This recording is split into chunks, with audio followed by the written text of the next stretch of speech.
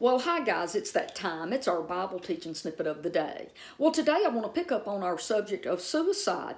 I've said some startling things along my way in some of my teachings, not just on the unpardonable sin / suicide teachings.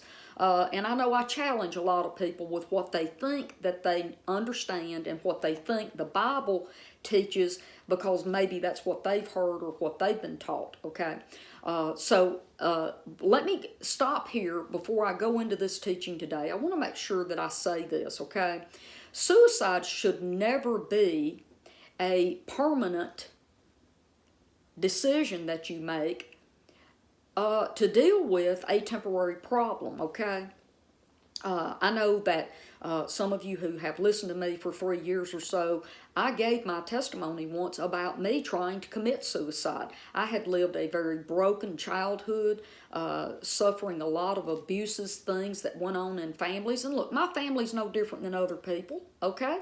But it was all, I just did not want to live anymore. I was so miserable. And I remember saying this at the age of 17. If this is all life has for me, and it's not going to get any better, and it just isn't going to change, I don't want to do this anymore. And I went out and bought some hard liquor like vodka or gin or something like that, because I had read that if you drank enough straight alcohol, it would cause you to have alcohol poisoning and you would never wake up. And that was my attempt. Thanks be to God, that did not work out.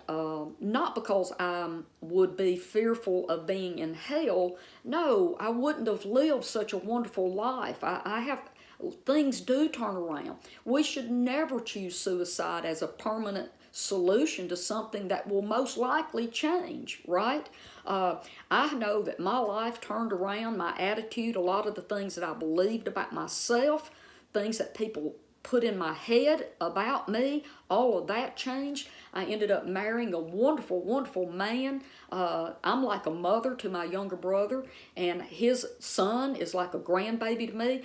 I get to minister to people. Guys, I've laid hands on over 2,000 people, seen everything that you can imagine healed. I've witnessed 5 people raised from the dead through the power of God flowing through and out of me, with me believing and speaking His words of life. I have absolutely lived a wonderful, wonderful life. And at 17, I was ready to end it all. Do we not clearly see that that's the works of the enemy? Is to mislead us to believe that we should give up? No, we should never give up. And maybe I should say it like this, especially believers. Oh my goodness, you know, the Bible says that God will work all things together for the good of those who love Him. So let me step into this teaching today, okay? In my teachings, I said that the Bible records 7 different people taking their own lives. And in none of these 7 accounts, separate accounts, do any of them say that the person went to hell and has never been forgiven or never will be forgiven, and they will be tormented forever and ever because of their decision. Now, the one place that I believe that if it was ever going to be written in the Bible, it would have been in Matthew 27, in the account where Judas commits suicide. He kills him. He hangs himself through his guilt and regret for betraying Jesus. So let's start there. That's my first example, and this is Matthew 27:5. It says, "And throwing down the pieces of silver into the temple, Judas departed, and he went and hanged himself." Did you know it says nothing about Judas going to hell?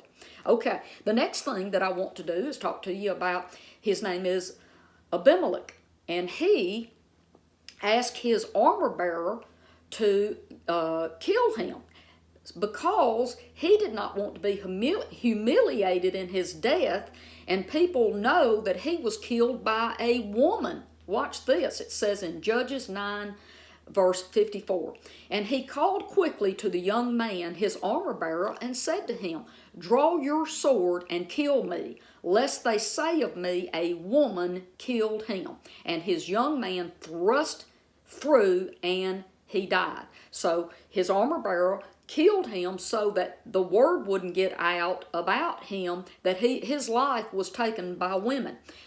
Here's Samson. We all know about Samson, right? Samson was tricked by Delilah, and she cut his hair off, and they was able to bind him, okay? And when his hair grew back, he wanted to destroy the Philistines because they had been bullying him. They gouged his eyes out and spit on him, and all this time they bullied him. Let me read this. This is Judges 16:30. And Samson said, "Let me die with the Philistines." Then he bowed with his strength, and the house fell upon the lords and upon all the people who were in it.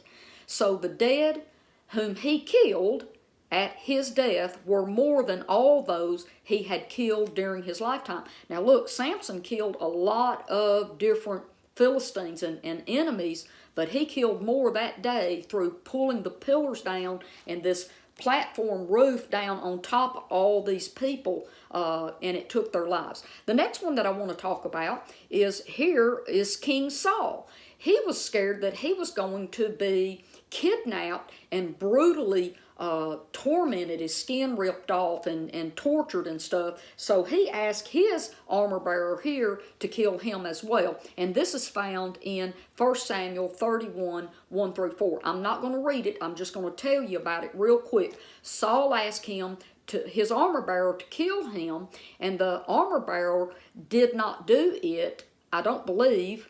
And it says, yeah, but his armor bearer would not. So I'm correct. He did not do that. So Saul kills himself.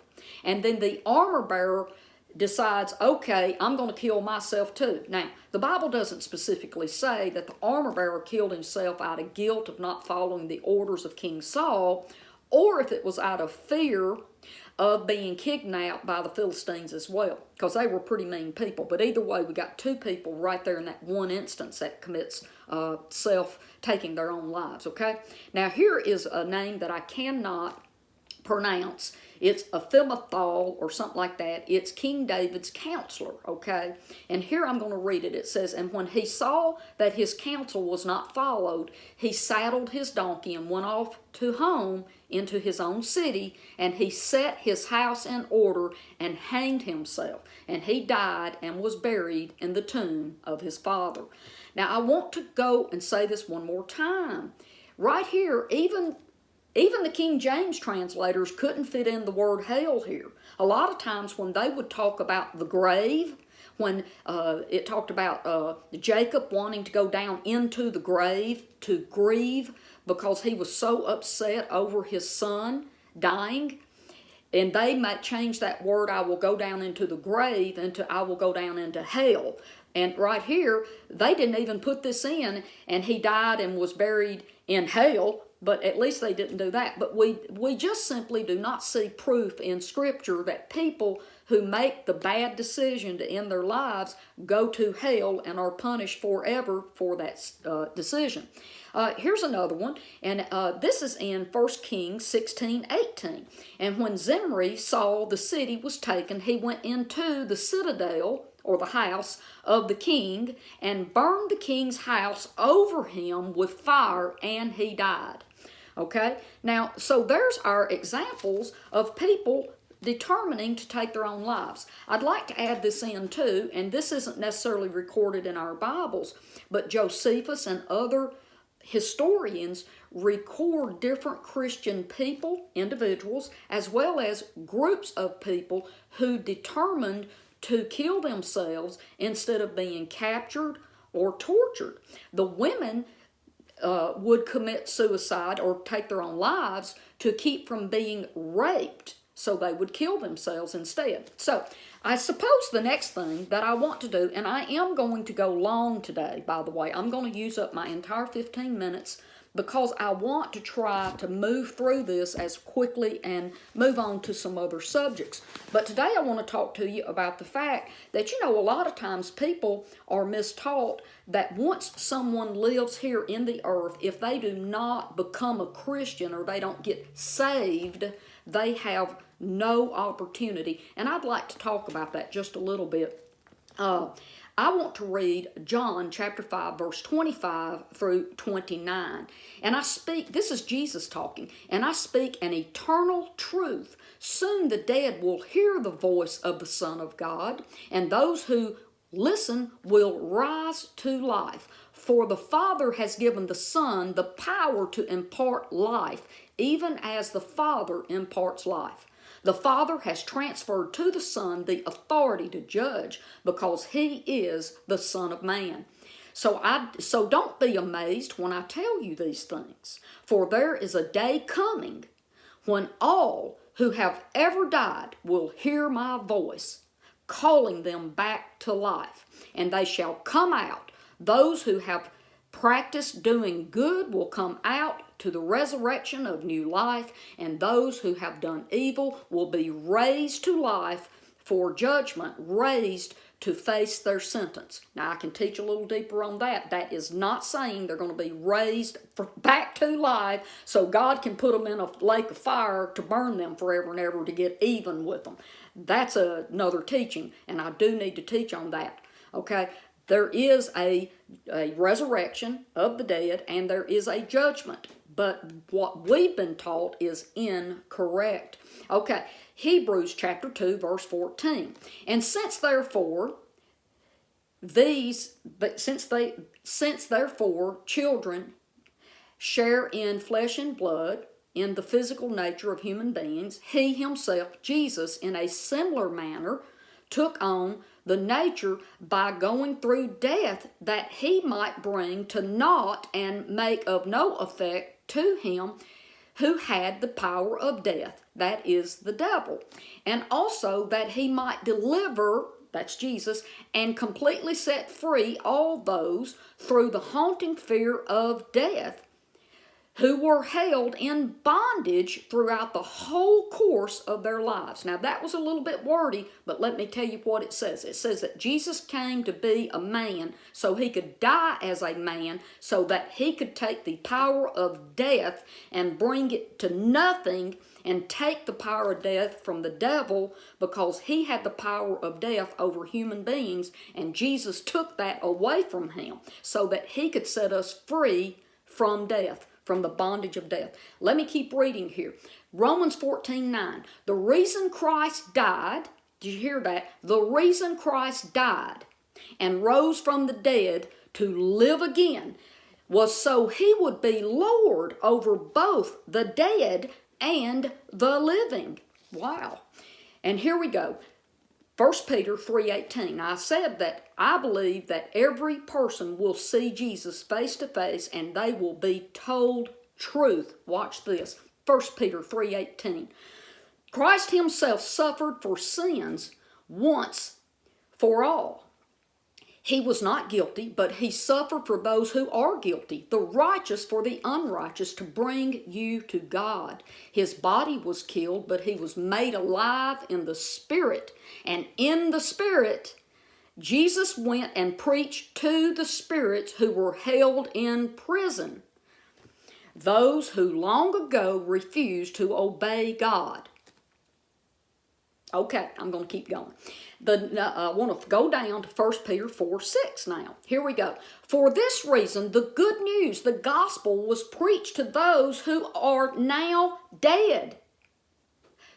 Did you hear that? The gospel was preached to those who are now dead.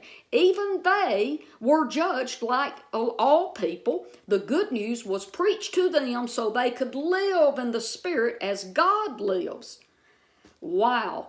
We didn't know that was in our Bibles, did we? Okay, my last one, I think. Yes, this is Revelation chapter 1, verse 18 or 19. I don't have it marked. Here we go. It's verse 17 and 18. Here we go. When my eyes took in this sight, I fell at His feet like a dead man. And then He placed His right hand upon me and said, do not be afraid. I am the first and the last. I am the Alpha and the Omega. I am the living one. I am He who was dead, and now you see me alive for timeless ages. I hold in my hand the keys of death and the grave. Guys, Jesus took the keys to death away from the devil so that he can make his creation alive again. And he will do it here in this lifetime or after this lifetime. But he is going to minister to every person who has ever lived. I love you, and I'll see you here tomorrow. Bye-bye.